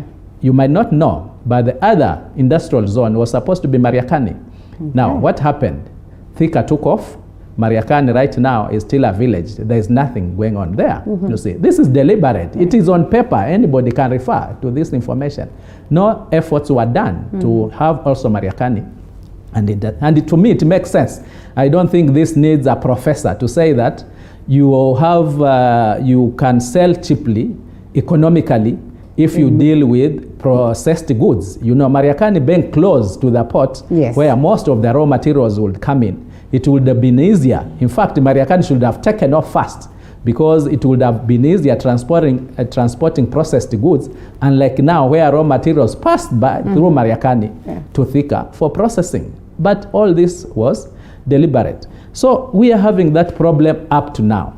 And even in the next discussion where we are talking about BBI, I found that most of our colleagues from Mount Kenya who have been favored all along are even against the BBI, not because it really hurts them, but they see that it's going now to benefit some of the people who have always been marginalized. All right. Because, for sure. Because because in BBI, there is the issue of equalization fund, which has been brought back.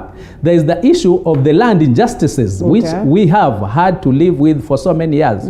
The initial NLC had some powers to nullify. The current one doesn't have. BBI has returned that one, if I'm not mistaken, for the next 30 years, you see. So they are fighting it. You know, and I keep telling my people, those who are fighting it for their own reasons. Now, if even you, who is supposed to be saved, I'm not saying that BBI has 100% manna is the solution, but there are some areas which actually will save us marginalized, but the people are fighting it. So that is the problem, that instead of us now trying to bring ourselves together, trying to make everybody feel that is a Kenyan, we are still making deliberate steps to alienate those ones. And up to the reasons ones, when it comes to appointments, that is still being perpetuated. You know, I can go into the different high offices, and Dr. said it well, they can as well have their boardroom meeting in their mother tongue, and they will, it is all fine because they're all there. Talk of the Ministry of Transport, talk of Treasury, talk of where, they are there. Talk of Central Bank, it has been a reserve for whoever is in top, then the person has to be his or her person. So this is the problem that we are having. I think I agree with you entirely, because when you look at the BBI, most of the opposition against the BBI is Mount Kenya region and Rift Valley. Those who have been in power. People who have been in power. And the main reason they are doing this is because this is removing money from the center. Yet I would like it to be 45%, not even 35%. So these are the people who know what they have done to this country, and they want to continue it. And they see that BBI might change this thing, and they don't want that. So I agree with Tandasa entirely, and I urge the rest of the country to come out to one and all and vote for the BBI with its faults and so on. But just what is happening in Parliament now that you brought so that after we've passed it, again, and I say this in Parliament, we are several nations lumped together as a country. You've got the Mijikenda nation, you've got the Luya nation, you've got the Kikuyu nation, you've got the Kalenjin nation, and we are lumped together as a country. All of us are patriotic to our little nations, and that's what drives the tribalism. So for us to actually get anywhere, let's devolve more of these funds. Let's devolve more of these funds, let people get their money and decide how they want to go forward. Because remember, at independence, we had a different constitution where the Senate was there and it was a very powerful body. It was removed. And actually, we had a sort of devolved system at independence. This devolved system was killed. Then we got into this unitary system where the top decides whether you'll get a piece of cake or you'll get a stone. But just how different will it be anyway with the BBI? What makes you think in this case then the top will not decide? I mean, no, with the 35%, it's sealed. You have to devolve that.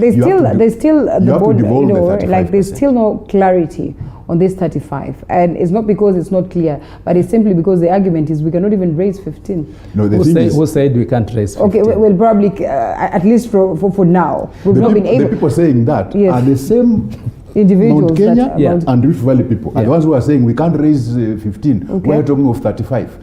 But you see, we don't want to be at the mercy of the top again. We want it written in law. This thing of saying not less than 15%, yes, not clear. Gives them a chance. They can give it up to 40%, but will they?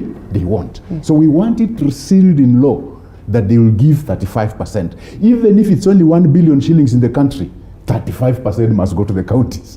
There's going to be that. If it's 1 trillion, 35% should go to the counties. We're almost having the same monkey. This is a fight for resources. Okay. This is a fight for resources. You see, as we go forward, Linda, I can tell you that the current crop of leadership from the marginalized area, those who've been marginalized, I think we are now coming out stronger than the way it used to be, you see. As he has put it correctly, right from independence, we had the late Ronald Ngala and Masinde Muliro, who are basically had foreseen this almost 60 years ago, you see, but somehow it was lost. But now we are having us, the Tandazas and the Selis and the others who are not afraid of speaking. And this one, we have also taken to the current constitution that I can say what I want to say for as long as I'm not seditious and I have no reason to be so, then people can hear and actually get the wisdom out of it. So let it be there in law, and then we fight for it. But now you cannot fight for something which doesn't exist. For those who are saying we are not getting 15%, I'm an engineer myself, so I'm very close to mathematics. At no one point did we even get 15% with the last audited accounts, unless we change the law. You see, we always even get more. So where is this talk they are getting that we cannot raise 15%? Surely. You see, apart from just hoodwinking some of those who don't understand. But for someone like me, I'll tell him, look, give me the facts and figures. Calculate the last audited accounts. What was 15%? What was disbursed? More than 15%. Right. So who is this saying that we've not been able to raise 15%? This is a lie. It is only meant to address what stops us from getting it to 35% now? Yeah, it is like this, Linda. You have a salary, isn't it? You have your basic salary and bonuses, isn't it? When you are told that your basic salary is 30, you do not expect to get less than 30. Yes. The bonus can be even more than 30. But if you don't get it, you don't resign. You don't resign because where is my bonus? That's you know. So when it says not less than, and it is the same way even in our NGCDF, the Constituent Development Fund, it says not less than 2.5%, you see. But that is the far it can go. The moment you get 2.5%, you are comfortable. You cannot go to Treasury and say, oh, we have more problems of COVID, we need more classrooms now, we need more bursaries, so give us 3%, you see. So that is very common sense, and I don't know why somebody should actually stick on why don't we go for 50 because it says less than. Even in my salary, and whoever is saying that, since we were employed, we had a basic salary. Why can't we now put Treasury to task and say, why are you not giving us 3 times? Because we are now suffering, we have more demands. You can't. You know. So this is very basic common sense. Unfortunately, Linda, those who are opposing this current amendment, they are more or less the same people who opposed the 2010 Constitution. Now, it beats logic to me and to any Kenyan. I think this should be the point. This person opposed this current constitution, and now he's saying, this is the one I want. I don't want the other one. You know, it totally baffles me. This logic, I know. Yeah. And why Kenyans can't see this? You know. But Dr. has said it serves them well. You see, the old constitution served them better than this current one, and now they are saying, okay, the current and the amendment, they are not the best, but probably this current one now serves them better in terms of having all the resources at the center and taking them to their regions. And some of us, Linda, since independence, the constituency I lead in Matuga, we've had 16 kilometers of tarmac.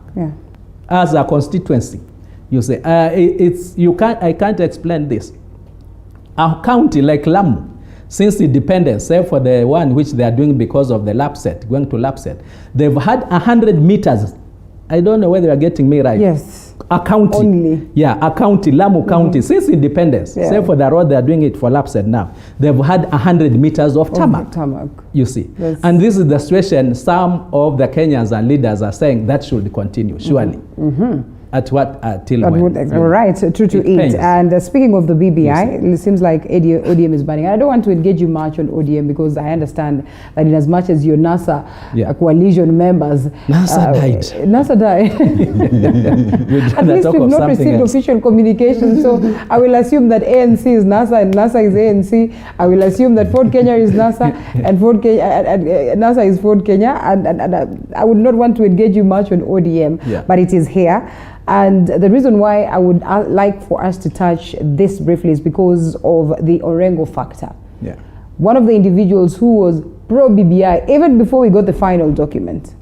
And I'm not trying to say that he's changed his tone, but he raises pertinent issues that he feels should be addressed before we proceed with the document. And that's the reason why we say it's a make or break for BBI. So when we speak of the few who are against the document, what would you say about senior counsel? I think pointing out the drawbacks in the BBI is not bad. Yes. We need to know what we are getting into, but then we also need to point out the positives. And as I said earlier, the BBI is not perfect, and it's not the only solution, but has got some positives which I would rather not lose. I would rather get those gains, then we'll again talk about it later. Okay. Because as I've said before, people should not fear amending the constitution.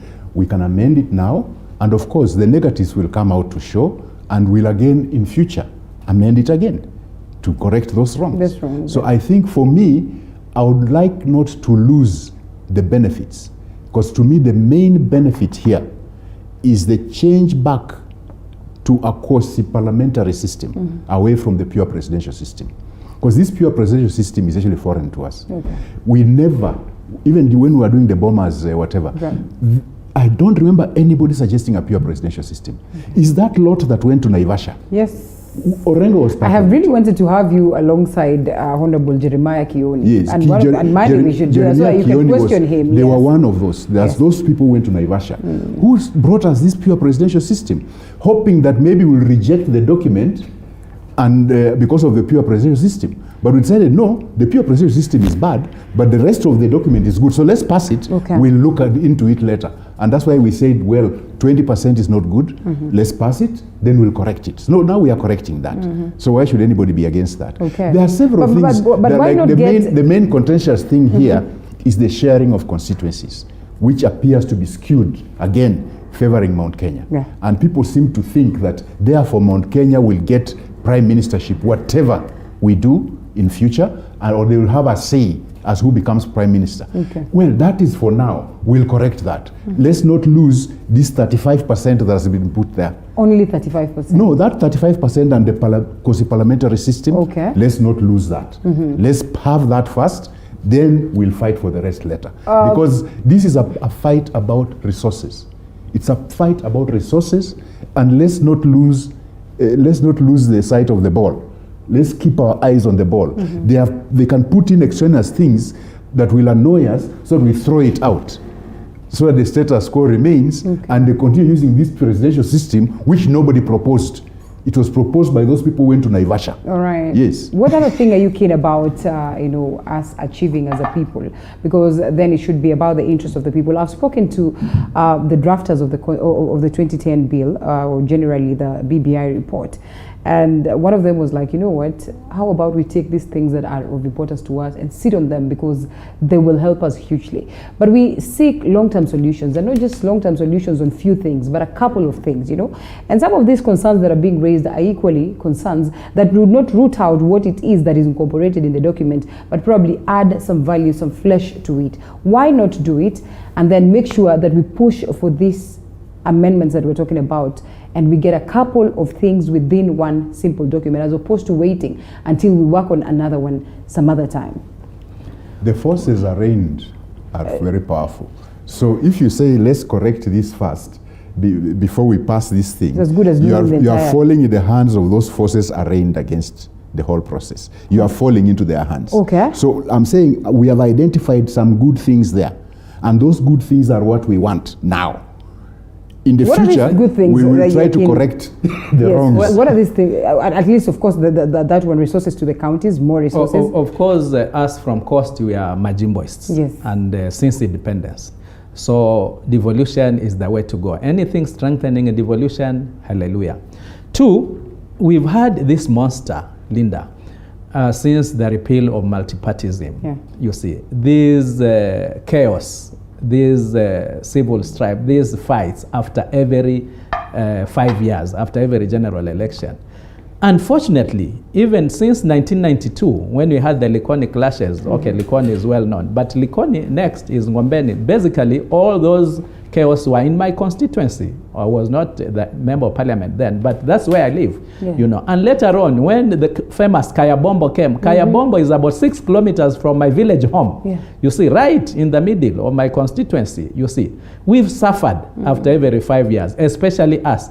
Remember, also, apart from the recent one which happened, the 207, Rift Valley suffered, but previously it is us who used to suffer. Mount Kenya region has never suffered those clashes after every 5 years. Of course, Nairobi, everybody suffers. We cannot take Nairobi, that is Mount Kenya. Nairobi, everybody suffers. So this issue of expanding the executive, while I'm not 100% convinced that it is a solution, but I'm saying if something doesn't work, you are better off trying something else. And I'm more or less convinced that it might work because those who normally bring problems after every 5 years will be accommodated. It's not the Akina Digos and the Akina Dorobos and the Pokomos, no. And we know them. You know, the big tribes, they're the ones who bring trouble. You see, they'll be accommodated. It pains me, but I'm saying it's better that way if it's going to bring peace. To this country. And as Dr. says, going forward, the next amendment is to expand the executive further so that probably we have 45 deputy prime ministers. And we also have forget about the cost, Linda. You know, forget about the cost. The cost is far much bigger when chaos erupts. All right. Yeah. Before the 2007 election, the economic growth of this country had gone up to past 7. And what happened after 1 month? It went to negative. You see, what cost? Can you quantify that cost, including human life? You see, so whoever talks about the cost of extra salaries or prime minister and deputy, surely is there a cost to somebody's life? Well, they're complaining because things are dire in the country. To the extent that you can afford to lose more people in 2022. Well, will that make it better? Definitely not. Yeah, will that make it better? You see, it will make it worse. All right. You see, so we would rather manage. Why are you prophesying doom? It has already shown that after every election, our economy goes down. You know, lives are lost. So and I don't think there is a price for a life unless they say those who die don't matter. Because unfortunately, those who die also, you can actually manage them to a few ethnic groups. So they are saying, wacha wao waendelee kukufa. I remember one of our parliamentarians saying, can we buy more automatic weapons to deal with these rioters and more tear gas, you know, to tear them off. And we know the rioters.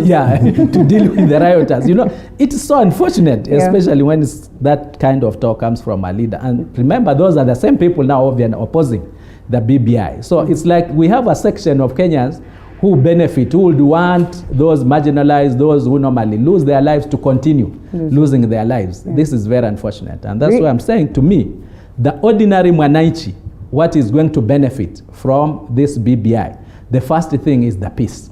You see, if that Mama Mboga will have the opportunity to continue doing her business, if that mkokoteni pusha, because they will always be there, continue kusukuma mkokoteni yake, to me, that is the first and foremost benefit to the ordinary mwananchi. So when somebody comes to stand and says there's no benefit to the ordinary mwananchi, it's going to benefit a few leaders. Yes, the few leaders will benefit, but when it comes to peace, when it comes to not losing lives, it is the ordinary mwananchi who is actually a beneficiary on this. Acknowledging the fact that there is nothing much that can happen in terms of changing this document at the level of Parliament, why do you suppose there's been this stagnation? We know there is the aspect of timelines. We understand very well. I mean, what really plays out? Because members of Parliament have really complained that, members of county assemblies also, were fueled somehow in a way. That's why they passed this particular document. Do you suppose this could be instigating this, sluggish behavior that is coming from Parliament? Because after all, it goes to the people. Why do we still have it lingering there and the stalemate that arises? I think Linda, what you need to get more clearly is that I say this is a fight about resources. Yes. Definitely there will be roadblocks along the way. And those roadblocks will come in any form, such that, for example, pointing out what I call the not so good part of the BBI, is one of them, so that it sort of entices people to look at it negatively and not telling them the positives. So that's part of the way of delaying. This is politics. This is a political process. So definitely there will be those roadblocks. So that's why I say we should not take our eyes off the ball. Are you not worried for time? definitely we are worried about the time. Time is running out. Okay. And if we lose this one, we'll have a big problem in future. So time is of essence. Those who are talking about not affording it, the economy is bad now, and it will not stay bad forever. Even the Spanish flu eventually dissipated and went away. So even COVID will go away, and the economy will pick up. And once we have good economic strategies in place, the economy will pick up. So the fact that there might not be much money now does not mean that we should not make any changes because there's no money. Okay. There will be money in future, unless the people telling us that are telling us that when they take over the leadership of this country, they are going to crash the economy even more. Then there will be no money. Unless they are admitting to that. Remember, Linda, those who are opposing, they started opposing the changes even before it came out. Even before COVID came. So they always hang on to something that comes in. I was surprised when they now, from COVID, they started saying now there were different drafts. Yes. You know, they are which BBI are you talking about? But which one are we talking about? And when I went to the substance of it, definitely there is only one document, because out of the different versions they would want to make people believe, none is talking of taking 40 to the counties and one talking of 35. You know, we are going 35, to the message. The key things, yes. All of them are talking of 35. When it comes to the constituencies, despite being contested, none of the document talks of 71 or 69. They're all talking about 70. When it goes to the issue of Bushman, they call it. But you know how many times we've gone to court because of a simple word? These are just typos. But this, you know, that's the problem. We cannot That's the problem that I know people will go to court. Yes. But these are the same people who didn't want this document, with or without the errors, the typo errors that they're talking about. Okay. Because they was imagining that, oh, what happened? I've been defending this document for so long. Maybe now they have said, one document says there is no equalization fund. No, the message is there. So to the actual voter, when it goes to the referendum, I believe the one who will be voting will not be looking at the paragraphs and the typo and the references. Even me as a leader, I will be voting for the substance, the key not things. for the. And by the way, this week, when the Speaker of the National Assembly made a ruling on those issues, I think he gave what you call a Solomonic wisdom, maybe Abrahamic, or do we have, apart from Solomonic, do we have another prophet who was Let's stick to Solomonic. You see, he cleared all that, and even pointed out, and not to some of us because we are not lawyers, that even in the current constitution that we want to maintain and say we want to work with it, there are some paragraphs which are missing, and nobody has ever gone to court. And I hope now that clears the way, that for those who would want to go to court because of that cross-referencing to a non-existence, then they should as well crash the current constitution, because there is also a paragraph missing. I didn't know. So this Abrahamic ruling was he clears everything. Thank you so much. We have the court cases. My parting word, now that the Chief Justice, I hope she will go through. And I know she saved this country in terms of making a ruling at, I think, very odd hours when it comes to the issue of returning officers, which would have thrown the whole election process into chaos. Let her come in and give directions. Let her have these court cases also be dispensed with, so that we